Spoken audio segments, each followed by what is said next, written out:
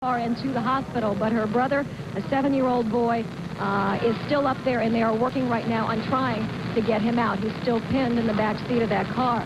Those children were screaming, but rescue workers I've talked to say they haven't heard a lot of other voices and a lot of other people up on that freeway ramp, although they are climbing up on ladders and on ropes and trying to work their way in as best they can to see if there are any other survivors. Back to you.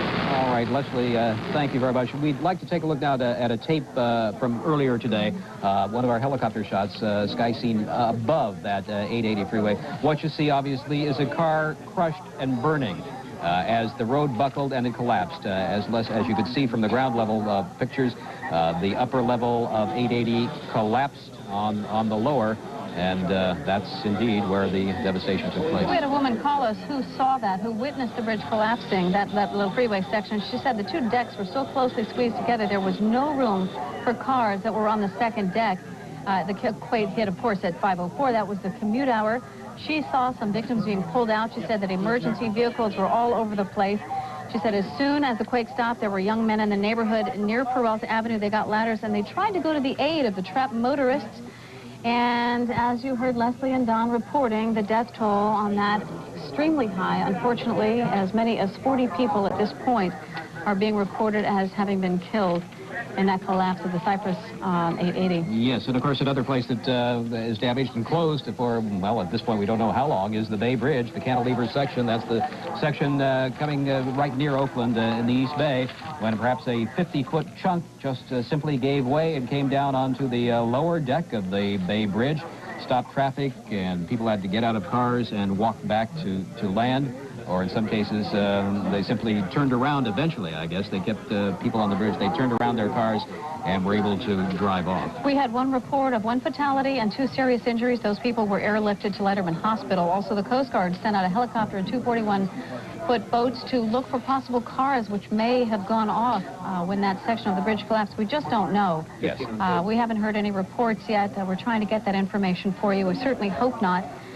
Unfortunately, the death toll around the Bay Area is very frightening. As many as 50 people, 7 or 8 in San Francisco. Paul Jeske was just telling you about 4 people in the south of Market Street area. Tony Russomanno reporting 12 dead in the Santa Cruz area. And, of course, on the Cypress structure, 40 people. Yes, or perhaps more. It's very difficult to account at this time. San Francisco Mayor Art Agnos, who was with us here a little earlier, says that schools and daycare centers, all schools and daycare centers in San Francisco will be closed tomorrow. Hewlett-Packard will be closed. They will not be operating in the South Bay tomorrow. And with all of this going on and these horrible pictures and things that we've seen happening in San Francisco, the South Bay, and the East Bay, apparently there is very little damage east of the East Bay Hills. Most of the damage occurred in the San Francisco Bay Area and on south. Highland Hospital in Oakland is reporting it has treated at least 25 victims from the freeway collapse. Those are the injuries. Those are the ones who survived. The range of injuries, chest injuries, broken bones, glass injuries, they are on disaster protocol at Highland Hospital in Oakland right now. Providence Hospital in Oakland has treated more than 50 patients. Some of them are in surgery as we speak. Oakland Naval Hospital has received some victims from that accident, including one person with a collapsed lung. And Peralta Hospital in Oakland is closed. That was the last word we had. We don't know if that's true. This was a few moments ago. They are sending their emergency cases to Providence Hospital right now, so we'll get an update for you on that. Okay, utilities. As we know, most of the power seems to be out, at least in the San Francisco area and many other places. Approximately 500,000 to 1 million customers of PG&E are without electric power in an area that ranges from Sonoma County to the north to Monterey County in the south. Especially hard hit Santa Cruz, Watsonville, San Francisco, parts of Oakland, and San Jose. Crews are at work, obviously at work, trying to restore service. Customers are asked to unplug all unnecessary electrical appliances. And I think, don't forget your television set and your videotape machines and that sort of thing, because a jolt to them could cause serious damage. Turn off toasters, stoves, all appliances. Make sure they're off. This will help prevent a power surge and overloads when the power does come back on. No major gas transmission lines were damaged in the quake. That's good news, although certainly the fire in the marina would seem to have started and been fed by gas. But that is the biggest fear right now. We're being told over and over again, please tell you to check your gas mains. Yes. If you don't know what to do about it, check the front of your phone book. It has excellent instructions on what to do and how to handle that situation. Earlier tonight, of course, if you had tuned in for Game 3 of the World Series, you noticed that it wasn't there because of the magnitude of this quake. And our reporters, we had several reporters on the scene, and they talked to several people just after the quake occurred. Let's take a look. As I walked in, the started to twist and break off the stairway, going up the very top. A lot of the stairs are cracked. Yeah. All the stairs are cracked right down the middle. A lot of the stairs that they put in later cracked right down the middle. I've never been in an earthquake before. This is the first time, and it's like the strangest feeling ever. I know I was out there in the left field area just walking around, and for 5 seconds I just lost all touch with really my balance. I didn't know where I was. I didn't look up. All of a sudden it hit, and I was, whoa, where am I? And I still feel real sick. So. Worst one, eh? It's the only one, so it's got to be the worst one. I've never experienced that before. Strange feeling. Esther, where were you? Coming up the ramp into the stadium. Like? That's probably the Terrible. worst. This is the third one I've been in, and the first two, he wasn't in town. I was all by myself, and then I would call him crying. He'd tell me, "You're such a crybaby," and I look at him, right? It's pretty bad, Scary. I don't know how you're gonna get home to Oakland. I don't know. San Mateo. My car has wings, so I can fly over there. I was on the field, so I didn't feel a whole lot of it. I just saw, I could feel a little bit. Once I saw the lights go out, first of all, and then I heard the crowd, and I kind of looked around. I saw the sky boxes up there, and the windows really shaking, and then about the same time, I felt my feet underneath my feet, just like a wave. I mean, it was one of those things that we felt the one a couple years ago down in L.A. when we were down there. So, I feel fortunate that I went inside, because the one in L.A. really shook me up. I mean, it did. So, now it's just a matter of trying to get the family together. And yeah, where's the family? My mom and dad and my wife are here. The kids are at a sitter, so we're trying to get through on the phone. But evidently all the phone lines are out, and even the car phones are hard to get through on. So how we're getting out of here now, I don't know. Let's go right now to Bill Wiley with the CHQ, standing by live by telephone. Bill, go ahead. Yes, hello. This is Kim Casey for KOVR 13 News. For those of you who missed some of the initial reports on this evening's earthquake, we can tell you estimates of the death toll now top 50. California Lieutenant Governor Leo McCarthy says 40 of them happened near Oakland on Freeway 880 when part of that freeway, about a block section, collapsed. Here you can see where the epicenter of today's earthquake was, about 60 miles southeast of San Francisco, actually 10 miles north of Santa Cruz around Hollister. We have estimates of the quake strength ranging from 6.5 all the way to 7 on the Richter scale. Either way, it is one of the strongest in modern history, and it hit about 5:04, lasted for about 15 seconds. Several aftershocks are reported. The San Francisco International Airport is closed because of the earthquake. They have no power there, so all incoming flights are being rerouted to Sacramento. Oakland also having problems. Only 2 runways open there. So Bob Burton checked out Sacramento Metro for us and found that because all these flights are coming into the Metro airport, it is just a mess. It is indeed. We're just back from Sacramento Metro, and the airport operations manager, Bruce Mosley, was kind enough to tour us around the tarmac in his vehicle.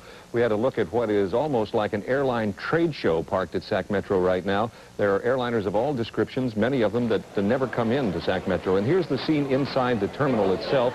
People standing on line. The most common scene inside the terminal, these people looking for answers. They were not scheduled to arrive at Sacramento. They were in the air on the way to San Francisco at the time the quake struck, and their flights, 15 flights so far, perhaps more in the next few minutes, have been east of San Francisco, actually 10 miles north of Santa Cruz around Hollister. We have estimates of the quake strength ranging from 6.5 all the way to 7 on the Richter scale.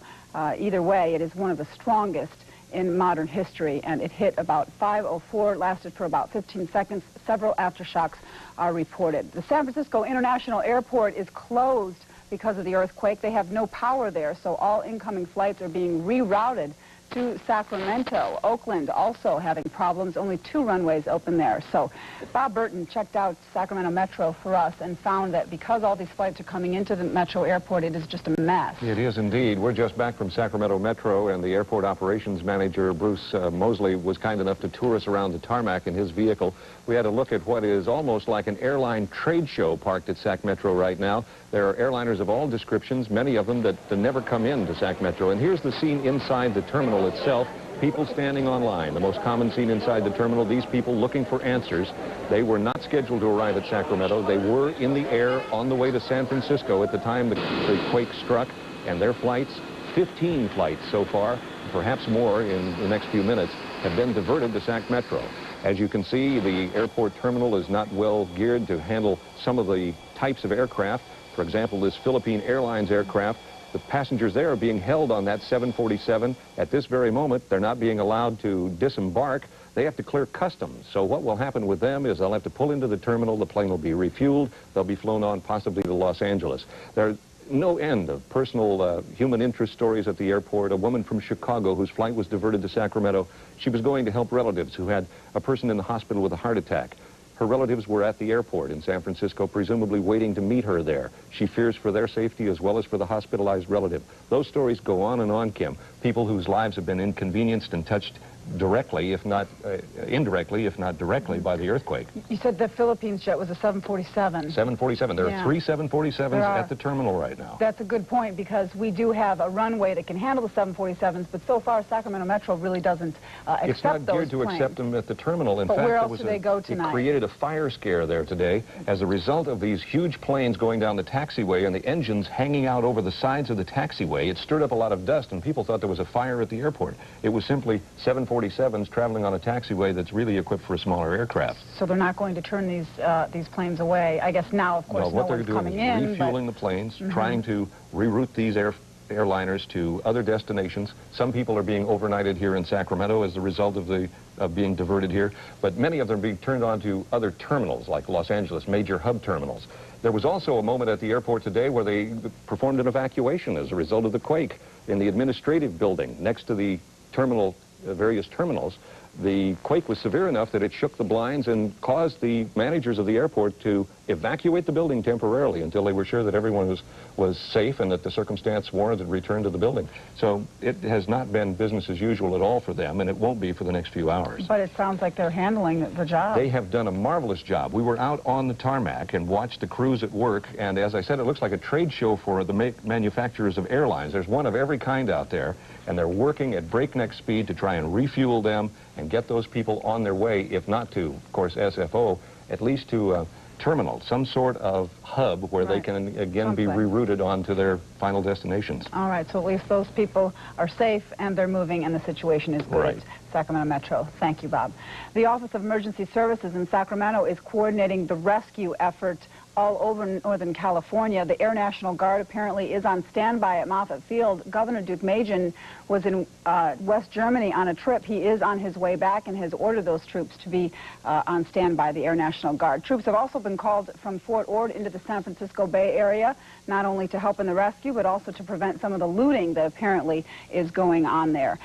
There are looters in the streets. Hospitals, we are told from Mayor Agnos, are handling the amount of people coming into the hospital so far. Here in Sacramento, the American Red Cross is doing its part to also help in the rescue and to help earthquake victims, mostly in the Bay Area, as you know. Earlier this evening, our Linda Laird spoke with Jim McComb. He's with Red Cross, and he told us about the plans for earthquake relief. Called in our volunteers in the disaster action team. We've got our vehicles loaded and ready to go.